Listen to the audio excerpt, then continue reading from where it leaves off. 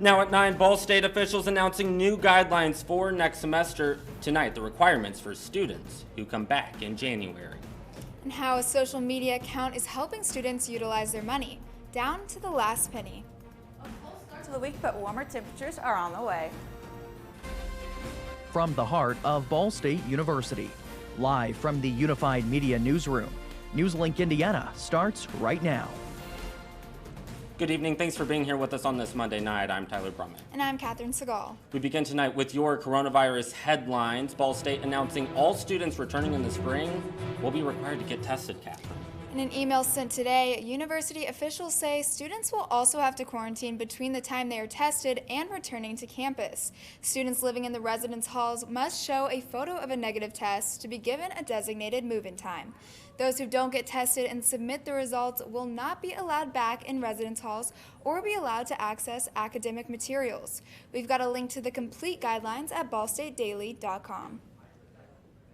The Indiana State Health Department reported an additional 5,218 cases, along with 26 additional deaths. Since the start of the pandemic, the state of Indiana reached nearly 260,000 cases and nearly 5,000 deaths. Yesterday also marked the start of Governor Eric Holcomb's new restrictions on crowd sizes throughout the state. The decision came after weeks of increasing coronavirus-related deaths and hospitalizations. As the number of positive cases continue to rise here in Indiana and across the country, there is promising news in the race for a vaccine. Daryl Forges tells us all about vaccine trials. As coronavirus rages on across the U.S., some good news on the vaccine front. Moderna says its vaccine is more than 94% effective, according to early data. It's one of the greatest moments of my life and my career. It is absolutely amazing to me to be able to develop this vaccine and see the ability to prevent symptomatic disease with such high efficacy. The Moderna vaccine trials show that out of 15,000 people who received the vaccine, only 5 got sick with the virus. This is the second vaccine to now be more than 90% effective. The first, Pfizer. I think this is a really strong step forward to where we want to be about getting control of this outbreak. As the hope for a vaccine looks brighter by the day, the number of new daily COVID cases continues to rise across the country, so bad that some states are reinstating restrictions. We are in the worst moment of this pandemic to date. The situation has never been more dire. We are at the precipice and we need to take some action. The virus is not only taking its toll on adults. The American Academy of Pediatrics and the Children's Hospital Association says that more than 1 million children have contracted coronavirus. I'm Daryl Forges reporting. And while a vaccine may still be on the way, the virus is slamming the country coast to coast. The United States has surpassed 11 million positive coronavirus cases since the beginning of the pandemic. Just 6 days ago, the U.S. had passed 10 million cases. Yesterday, the country marked the 13th day in a row of over 100,000 reported cases. Indiana is just one of a handful of states enacting more restrictions in the fight against COVID-19. 51 people have been killed in the last year in instances where hate was the motivator. This number comes from the latest figures from the FBI's annual report on national hate crime statistics. Hate crime reporting in the U.S. surged in 2019 to the highest level in more than a decade. About 7,300 criminal hate crime incidents were reported to the FBI in 2019, nearly 200 more than the year before. Murders classified as hate crimes more than doubled. The report shows the majority of victims were targeted because of their race, and of those, most were African Americans. Meanwhile, the U.S. military is anticipating President Trump will bring more troops home from Afghanistan and Iraq before he leaves office. According to 2 U.S. officials, the Pentagon has issued what they call a warning order to begin planning for a drawdown. They say the formal order could come as soon as this week. Currently, there are around 4,500 U.S. troops in Afghanistan and 3,000 in Iraq. Acting Defense Secretary Christopher Miller says the U.S. must continue its battle against al-Qaeda and terrorist forces behind 9/11, while also saying it is time to bring the troops home. And speaking of traveling, this Thanksgiving, traffic is expected to be lighter, gas prices cheaper. But AAA predicts fewer Americans are planning to travel over the holiday after another rise in COVID cases across the country. Mandy Gaither has more on the Thanksgiving travel outlook. Like most things this year, Thanksgiving is expected to be different. People are just making the decision not to travel. We're going to see an at least 10% decline compared to 2019. Jeanette McGee with AAA says their original forecast predicted about 50 million Americans planning to go somewhere over the holiday. But since that forecast was put together, we know that number has definitely decreased. And that's because it's the pandemic. COVID numbers are increasing and states are changing their regulations, their guidance in terms of travel when you leave the state or when you return. Of those traveling, AAA predicts 95% will go by car to places close by and be gone for fewer days. If you plan to travel, plan ahead. Pack more food and water than you typically do to limit, the number of steps you have to make. You need a thermometer, you need your mask, hand sanitizers, and cleaning supplies. As for traffic, Wednesday afternoon is expected to be the busiest, but McGee says the roads won't look like they typically do over this holiday. When you're going through major cities, you can expect some delays, but those delays are more like 20 minutes to 60 minutes, not hours and hours of delays. Still, if you're going somewhere, AAA recommends leaving early or late, especially around cities and rush hour times. For Consumer Watch, I'm Mandy Gaither. And as we move on now to the weather, Catherine, a lot of people when they head out for Thanksgiving, when they travel, they might be thinking, hey, is the weather going to be good? And with just a week to go until Thanksgiving, it's really starting to feel like, Thanksgiving weather out there. Yeah, it's definitely getting colder. I'm hoping I can go somewhere for the holidays. Natalie, what's the weather looking like in these next couple weeks? Yeah, we've seen really breezy and cool conditions today, and we have some rain showers that moved north of our viewing area today, really scattered. As the night does go on, temperatures are expected to drop, and right now in Muncie we're at 51 degrees and 50 in Indianapolis as well. Overall in our whole viewing area, we are sitting at the upper 40s to 50 range right now, but those temperatures are expected to drop as the night does go on and affect our wind chill values because we are expecting to have an increase in gusting winds tonight, which is really going to make temperatures feel cold. And if you want to find out more, find out in my full forecast. Natalie, thank you so much. Still ahead here on NewsLink, one social media account is lending a hand. Hear from the owner who's trying to help students get the best bang for their buck. Plus, a new snack choice is coming to those who are allergic to gluten. What it is after the break.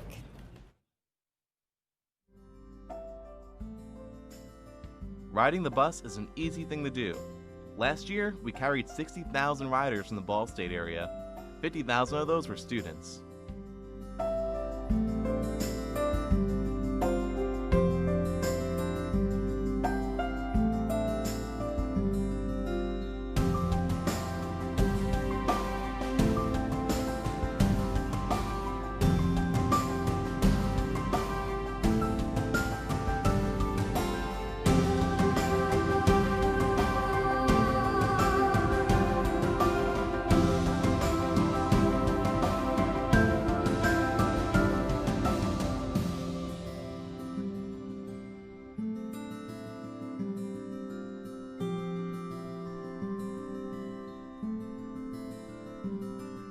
Anywhere you want to go, Mitts will take you there.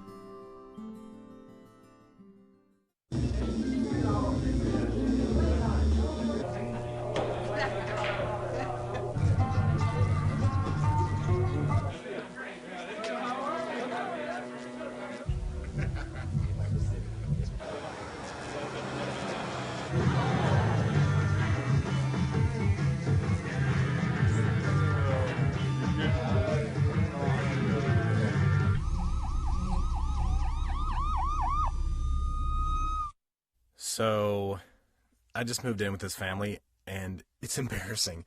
The little one, he likes to go outside and crawl around in the giant litter box. I don't know what he's doing. I mean, I was born and I knew how to use the litter box. Look at that. That's disgusting. Oh, poop already. You're making me nervous. Oh, okay, I can't look at this anymore. I really hope he grows out of this, for his sake. Welcome back. With dining halls located all across campus, students are able to spend their meal swipes however they want. But how do students make their $9 swipe worthwhile? NewsLink Indiana's Grace Binkowski tells us a little bit more about an Instagram account teaching students how to do just that. With various locations like North Dining, Woodworth Complex, and the Atrium inside of the Arts and Journalism building, Ball State students are able to use their meal plans to enjoy breakfast, lunch, and dinner on campus. Picking out the perfect meal might be difficult, but how about spending that perfect $9? I just got really excited whenever I got a perfect meal swipe. I just wanted a way to be able to document that and create sort of an archive, I guess, in some ways. Creator of the perfect $9 Instagram account, Sophia Hoffert, thought nothing of it at the time, but has now created a dining community for Ball State students online. Yeah, I thought it would be useful for me, but I had no idea that other people thought it would be useful for them too. So yeah, when it started to pick up speed, it was like, whoa, there's a need, you know? Students can submit photos of their $9 meals via direct message and have theirs posted onto the page where other students can find combinations of items that add up to the perfect swipe. I was getting so many DMs of people sending me pictures of their meals. Got actually really overwhelming at one point, and that's when I handed the account off to the person who runs it now. It's kind of stressful, especially at the beginning of the semester. That's when it gets really busy, so like the beginning of the semester, everybody's sending in swipes. As current manager of the account, Miranda Minnick has enjoyed connecting with students through the page. It's just interesting to be able to watch how people interact with it. When it comes to getting the perfect $9, Sophia and Miranda both gave their tips. Go for the things that are 50 and 75 because it's like easier to do the math in your head. If you don't want to like play a guessing game and you're not sure what you want, just go to the account, find a meal that looks good to you, and get that because you know it's going to be a perfect meal swipe. In Muncie, Grace Binkowski, NewsLink Indiana. You can find the link to the Instagram account at ballstatedaily.com. And Catherine, speaking of food, Milk's favorite cookie will soon come in a gluten-free version. The makers of Oreo say the gluten-free variety of the popular cookie will hit store shelves in January. Pictures seen on social media show that it's going to look very much like regular Oreos, but in white packaging. And according to multiple food websites, the gluten-free Oreos will come in their standard and double-stuffed versions. In terms of reactions, one fan tweeted saying the news about the new Oreos put tears of joy in her eyes. Also in consumer news tonight, Pepsi unveiling its first 2-liter bottle redesign. And get this, nearly 30 years. The company says the new bottle is easier to pour because of its grip point at the bottom. That's a quarter slimmer than the old bottle. The bottle will be used for more than 2 dozen of Pepsi's drinks, including Pepsi itself, Mountain Dew, Dr. Pepper, and ginger ale. The new bottles were released today in Chicago, Minneapolis, as well as Wisconsin. Pepsi says a nationwide debut is planned for the near future. And as we know, 2020 has been a year really unlike any other, and it's caused many of us to try to cope with comfort foods. And Cinnabon is capitalizing on that by selling its signature cream cheese frosting by the pint. The topping is most recognizable for being drizzled on the chain's line of cinnamon rolls. Now, for the first time, you can get the cinnamon frosting separately for $6 a pint. You can find the frosting at hundreds of stores nationwide and even have it brought to your door through food delivery apps. Yeah, that food right there makes me happy. And you know what makes some people happy? Video games. A new study from the University of Oxford says playing video games might make you happier. Researchers used industry data from gaming companies to analyze thousands of people who played 2 different games, those being Nintendo's Animal Crossing, New Horizons, as well as Electronic Arts' Plants vs. Zombies, Battle for Neighborville. They found that people who played the game said they felt much happier. The researchers did warn, though, that these are only 2 games studied and that video games don't necessarily lead to happiness. Researchers hope more collaborations like this will help people understand the effects video games can have. So very fascinating stuff right there. Hopefully the weather's also putting a smile on people's faces. Yeah, definitely with the cold, I think video games are a great way to spend some time indoors. Yeah, Natalie, are these cooler temperatures sticking around? Experiencing cooler temperatures tonight because we're having higher gusts in our wind. We're making us have wind chills in the 20s, but if you want to find out more, catch it in the full weather. If I could go back and change it all, I would. I think I'm gonna miss you the most. I'm sorry. I'm so sorry. I'm so sorry. Maybe it's just the little moments. If I could go back and change it all, if I could go back, I would. But I can't.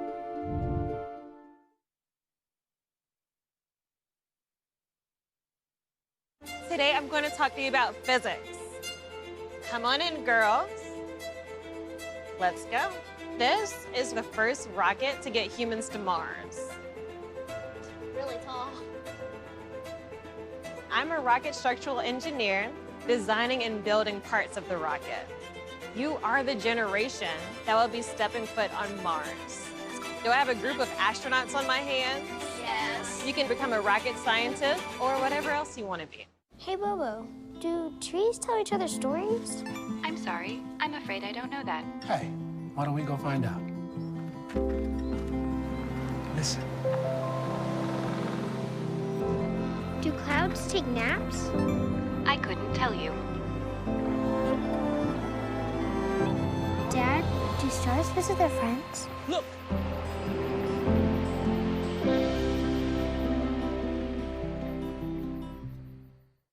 One in 3 adults has pre-diabetes. That means it could be you, your favorite brother, your other brother, Yes. you, your football buddy, your football buddy, you, your plumber, Breathe right into your foot. your plumber's masseuse, Yes. you, your dog walker, your cat jogger. With early diagnosis, pre-diabetes can be reversed. Take the risk test at doihaveprediabetes.org.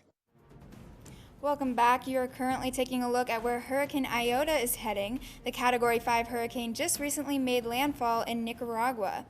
And here's a look at what the hurricane looked like earlier in Puerto Cabezas, Nicaragua.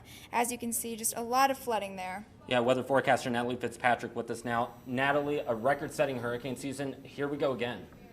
Yeah, Hurricane Iota is really affecting the Central America just how Hurricane Eta did last week.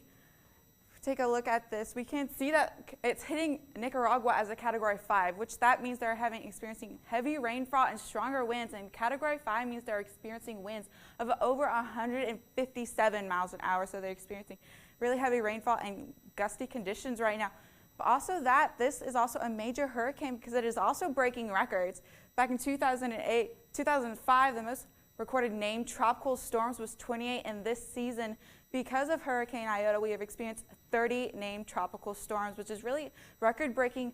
Also, with experiencing a Category 5 reaching landfall for this time of year is really out of the ordinary as well. And just because of this, we aren't experiencing any of these conditions here in Muncie. We're experiencing rainfall moving over the area, but nothing really much happening other than we've had experience of cold front that has moved over the area, bringing us these colder conditions that we have experienced today. We are at 51 degrees here in Muncie with mostly clear skies right now and a southwest wind at 11 miles an hour. Those winds are expected to pick up as the night does go on, however, bringing us colder temperatures. Right now we are at 51 here in Muncie, 50 in Indianapolis, and 51 in Shelbyville as well. But those temperatures are expected to drop as the night does go on. We're experiencing these gusty conditions tonight, and these gusty conditions throughout the night are expected to reach 26 miles an hour by midnight tonight. Those gusty conditions are breaking away in the morning hours, but these conditions also mean we're experiencing cooler temperatures with the wind chills. And by 2 a.m., we're at 27 degrees in Portland. And by the time you're leaving for work in the morning, it's also going to feel a wind chills in the 20s. So as you're going out, make sure you are bundled up in that warmer coat and hat as well. Those temperatures are expected to increase as the day does go on. We're experiencing windy conditions throughout most of the day. For tonight's low, we're at 34 degrees with partly cloudy conditions and that southwest wind at 10 to 15 miles an hour. I mean, really cool conditions tonight. So for tomorrow, we're experiencing mostly sunny conditions with a high of 43 degrees and a northwest wind at 10 to 15 miles per hour. Moving into the temperatures for tomorrow night, we're going to reach 32 degrees by 8 p.m. As the day does continue into Wednesday, we're going to experience temperatures dropping into the 20s, making for another chilly night as well. As we're typing this out in Precision Cast, we can see we're at 40 degrees for your Wednesday evening. On MIT's 7-day forecast, we can see what a cool conditions we have for the start of our week. But come Thursday, we're having breezy conditions and a high of 60. And this weekend, temperatures are staying in the 60s, but a chance of rain comes to our forecast Saturday night into Sunday. But overall, the week looks pretty great, guys. Yeah, I will say, even though we're seeing temperatures in the 30s, it's nice to see some 60s in that forecast. It's really going to be nice. looks great conditions for this. Other than that rain coming later on. Yeah, we don't like the rain. Hopefully it will stay away, Natalie. Thank you so much. And by the way, Ball State football receiving all kinds of awards this week. Find out who's winning what. And Yorktown Soccer's Elizabeth Reese signed her national letter of intent this week, where she's going after the break. Hey, did you know 2.4 million loving cats and dogs in shelters and rescues need our help to find a home? Let's go to the shelterpetproject.org and meet if you are in a shelter near you. Harlow, oh, she's one great listener who loves to hear all your stories. My kind of cat. Cerulo is a sweet, goofy boy who's eager to please. Sounds just like another dog I know. So go to the shelterpetproject.org, search your local shelters and rescues, and go for a cuddle with your next best friend. Adopt. Problems. The ones nobody talks about at cocktail parties. We go looking for them. No matter the obstacles, no matter the odds. We surround a community's most critical problems, and we fight. United Way fights for the health, education, and financial stability of every person in every community. Will you? It doesn't take a scientist to cure hunger or a fancy economist to create safe housing. It takes imagination, creativity, sweat equity. And I think of kids going to school hungry. Hunger, homelessness. In this land of plenty, seriously? Come on, we could fix this. Help out, or don't. The choice is yours. Weeknights, NewsLink Indiana brings you the news before you go to bed. But Friday mornings, you're waking up with Cardinal weather. We've got the latest news headlines. Freezing temperatures have set in all the way down in Louisiana. One man dead after flooding in Venice, Italy. Up-to-the-minute weather conditions. Cold temperatures are the story this morning. And of course, lots of fun. It is not funny. What on earth is happening there? I feel sorry for the little guy. I've got my socks on. Annie with her curly hair, which is actually never curly. Join us Friday mornings at 8 on Facebook Live. Welcome back. I'm Joey Moore with sports. The NCAA announcing today that the 2021 March Madness tournament will be held in one location. This is in an effort to mitigate the spread of COVID-19. Already the host of the 2021 Final Four, the city of Indianapolis looking like the destination to host the big dance. NCAA staff still in talks with the city of Indiana and the city of Indianapolis working to finalize a plan.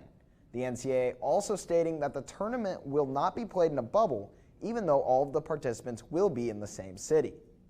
And now back to Ball State, talking football. The Cardinals piling on the awards this week.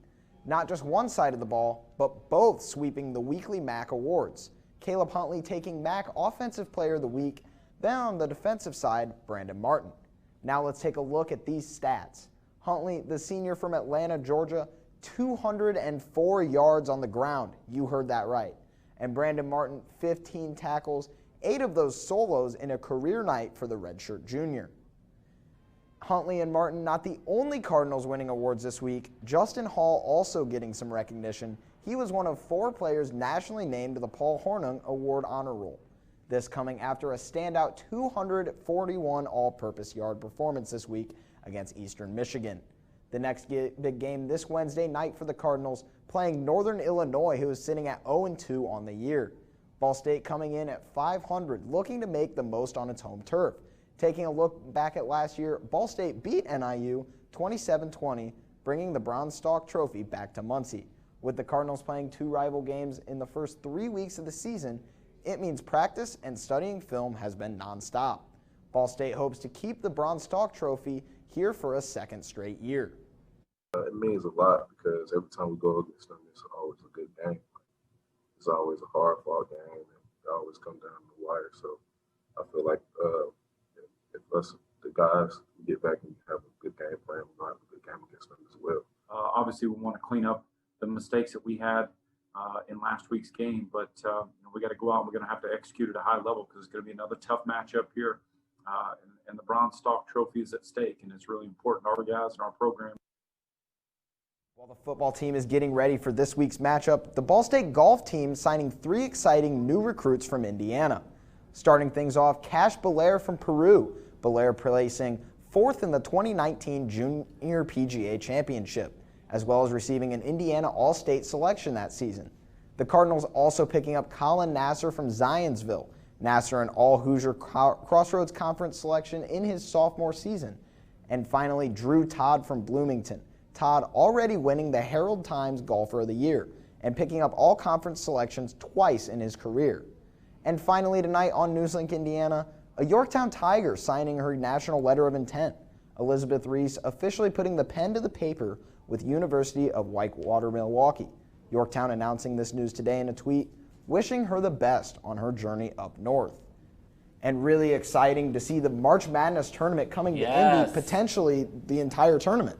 Yeah, I'm definitely really excited for it to be in Indy, and we've seen how in the NBA bubble, being in one location is a really good thing. Yeah, and it's cool to just see 68 teams potentially coming to Indianapolis. So, of course, we know that you're going to continue to keep us posted. Joey, thank you so much. And a man taking the whole build-your-own-pizza concept to literally, we'll tell you what he did. And a final look at your weather for the week. Stay with us.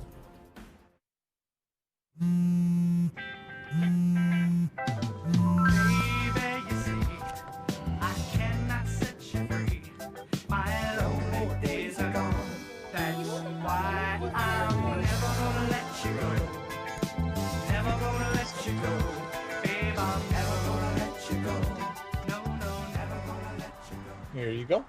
Thank you. Thank you. Thank you.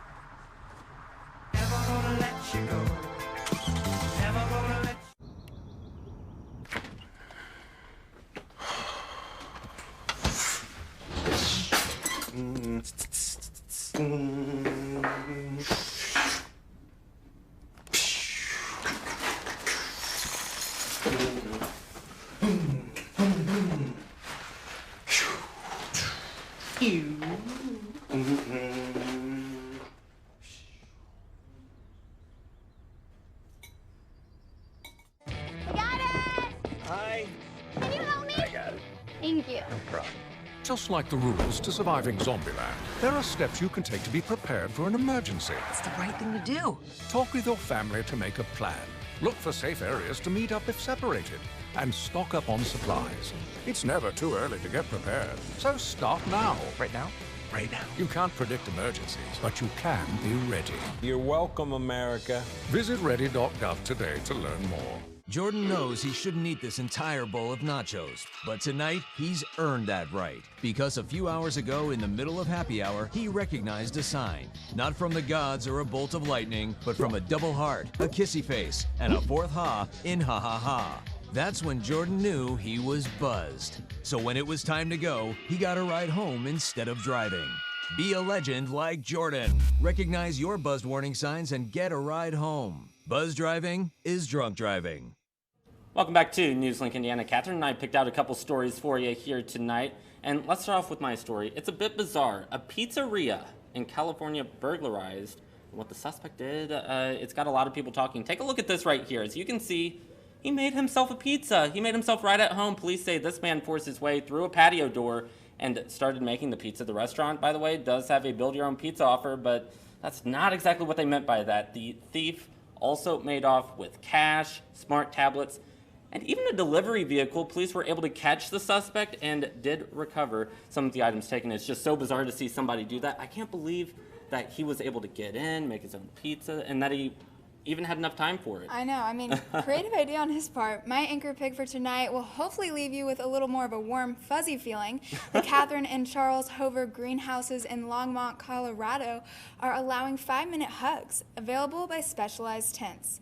These tents are replicated after seeing similar approaches in another country and include armholes that allow for safe embraces. These 5-minute hugs give families a chance to feel connected after months of social isolation. Amanda Meyer, a project coordinator with the Conservation Project, hopes that other senior living facilities will follow in the same direction. It's definitely nice to see people finding creative ways to stay connected during the pandemic. Yeah, absolutely, and experts recommend that you get outside. Hopefully there will be some nice weather to do that. Now only one final check of that 7-day. Yeah, we have a cold start to our week and breezy conditions, but come Thursday, temperatures reach back into the 60s and stay in the 60s pretty much the rest of the week, but a rain chance comes in Sunday. All right, Natalie, thank you so much. And before we go, we do want to mention that this is the last week of NewsLink shows, so it's also a very sad time for us as we say goodbye to one of our friends here tonight. Our own Amelia Talar directing her very last show here at NewsLink Indiana. I'm looking at her right back there. We love her around here. Your friendship means the world. And she's telling me to rap, so I will listen to her. That's all for us here tonight. We'll see you tomorrow night at 9, streaming live on the NewsLink Indiana Facebook page. And for news anytime, anywhere, go to ballstatedaily.com. Have a great night.